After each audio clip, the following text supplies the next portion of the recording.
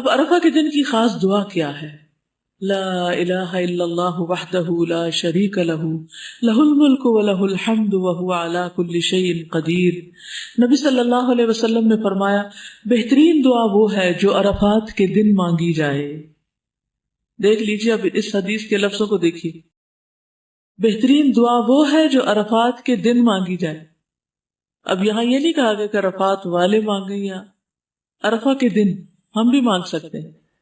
اور بہترین دعا وہ ہے جو میں نے مانگی اور مجھ سے پہلے نبیوں نے مانگی، اور وہ ہے لا الہ الا اللہ وحدہ لا شریک لہ لہ الملک ولہ الحمد وہو علی کل شیء قدیر، کہ اللہ کے سوا کوئی معبود نہیں، وہ اکیلا ہے، اس کا کوئی شریک نہیں، اسی کی بادشاہت ہے اور سب تعریف اسی کے لیے ہے، وہ ہر چیز پر قدرت رکھتا ہے۔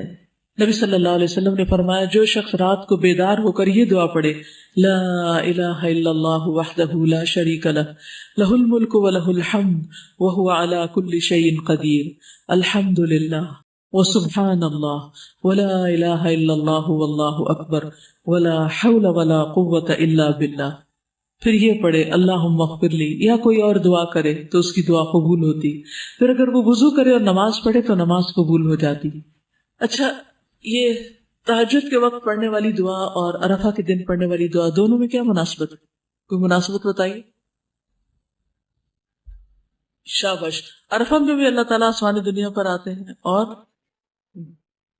رات کے آخری حصے میں بھی، تو دونوں وقتوں میں لا الہ الا اللہ وحدہ لا شریک لہ لہ الملک ولہ الحمد وہو علی کل شیء قدیر۔ اس میں دعا کون سی؟ اس میں تو اللہ کی تعریف، اللہ کی توحید کا بیان ہے۔ دعا کہاں ہے؟ اسے دعا کہا جا رہا ہے وَهُوَ عَلَى كُلِّ شَيْءٍ قَدِيرٌ، کہ اللہ ہر چیز پہ قادر ہے۔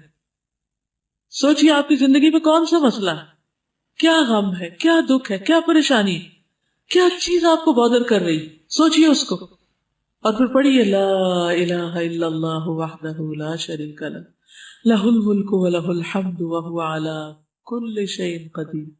جب کل شیء قدیر کہیں گے تو کیا کہیں گے؟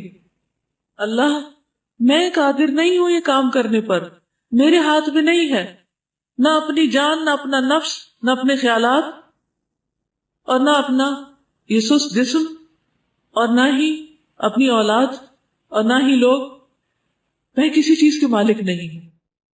لہ الملک ولہ الحمد، ہر چیز کا مالک تو ہے، ہر چیز تیرے اختیار میں ہے، ان سب چیزوں کو تو اپنی اطاعت میں قبول کر لے اور ان سب کو اپنی راہ دکھا۔ ہم ہر وقت لوگوں سے توقع رکھتے ہیں، لوگوں کو مسئلے بتاتے ہیں، مجھے یہ پریشانی ہے، مجھے یہ پریشانی۔ ہم نے کتنی بار اللہ کو پریشانی بتائی؟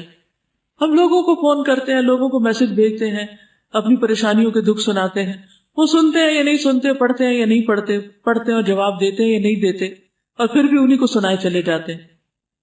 تو ایسے تمام اوقات میں ہمیں کیا کرنا چاہیے؟ چھوڑ کے لوگوں کو اللہ کی طرف متوجہ ہونا چاہیے، اور یاد رکھیے جب تک اللہ کی طرف متوجہ نہیں ہوگے مسائل حل نہیں ہو سکتے۔ کئی سال لگ گئے نا، حل نہیں ہوئے، آئندہ بھی نہیں ہوگے جب تک اللہ کو نہیں پکاریں گے۔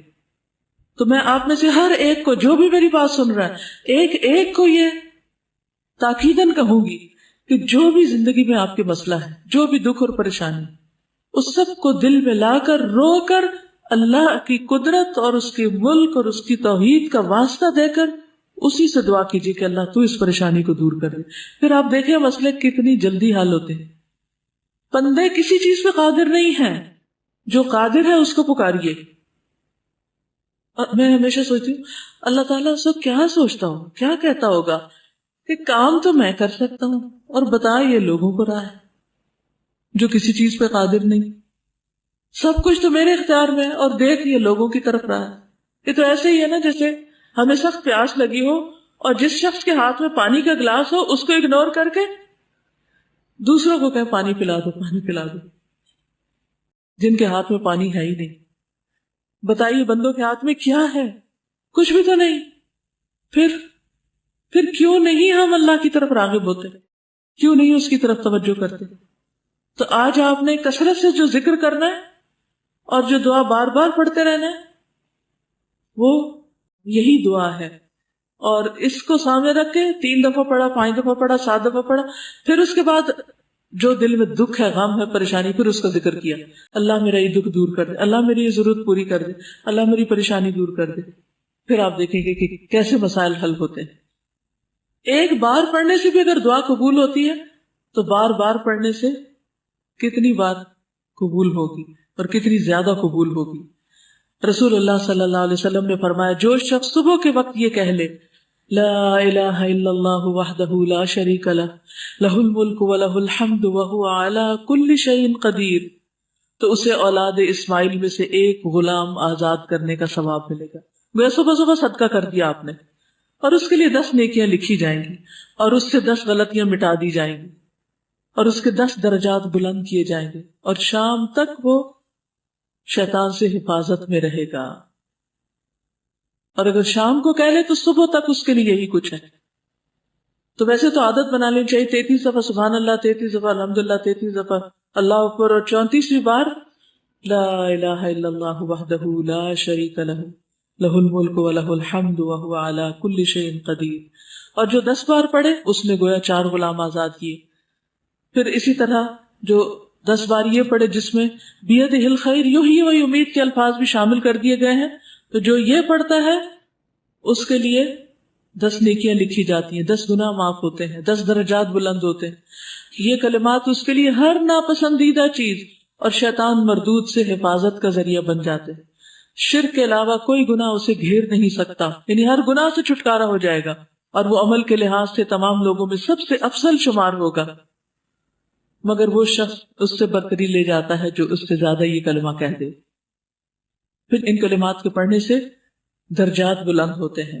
100 بار پڑھنے کا اجر کیا ہے کہ شیطان سے حفاظت رہتی ہے، اور کوئی شخص اس سے بہتر عمل نہیں کرتا جو کلمہ 100 بار یہ پڑھ لے. کوئی شخص اگر عام دنوں میں نہیں پڑھے تو اللہ کی رضا کے لیے آج تو کم از کم 100 بار اس کو ضرور پڑھ لیں. پھر اسی طرح مغرب کی نماز کے بعد خاص طور پر حفاظت کے لیے کلمہ بہت مفید ہے. رات سے ڈرتے ہوں، اپنے گناہوں سے ڈرتے ہوں تو یہ کلمہ پڑھیں، جتنے بھی گناہ ہوں گے اللہ تعالیٰ معاف فرما دیں گے. پھر اسی طرح بازار میں داخل ہوتے وقت اس کلمے کو پڑھنے کے بہت درجات ہیں. 10 لاکھ یعنی 1 ملین نیکیاں لکھی جاتی ہیں اس شخص کے لیے جو بازار میں داخل ہوتے وقت یہ کلمہ پڑھتا ہے. کچھ لوگوں کے گھر بھی بازار میں سے گزر کے آتے ہیں، تو ہر روز عادت بنا لے کہ بازار سے گزرتے ہوئے یا گاڑی بھی گزر رہی ہو آپ کی تو یہ کلمہ پڑھ لیں. لا الہ الا اللہ وحدہ لا شریک لہ لہ الملک ولہ الحمد یحیی و یمیت وہو حی لا یموت بیدہ الخیر کلہ وہو علی کل شیء قدیر. اور اللہ تعالیٰ اس کے 10 لاکھ درجے بلند کرتا ہے، کیونکہ بازار غفلت کی جگہ ہے، جو وہاں پڑھتا ہے اس کے درجے بلند ہو جاتے ہیں. تو اس دعا کو پڑھنے کے لیے کون سے مواقع ہیں؟ صبح شام، یا 1 بار، 10 بار، 100 بار، 200 بار، جتنا پڑھ سکیں. سوتے وقت 1 بار، رات کو آنکھ کھلنے پر 1 بار، بازار میں داخل ہوتے وقت 1 بار، ہر نماز کے بعد 3 بار، مغرب کی نماز کے بعد 10 بار، دوران سفر 1 بار، صفا مروہ چڑھتے وقت 3 بار، اور عرفہ کے دن ان گنت بار.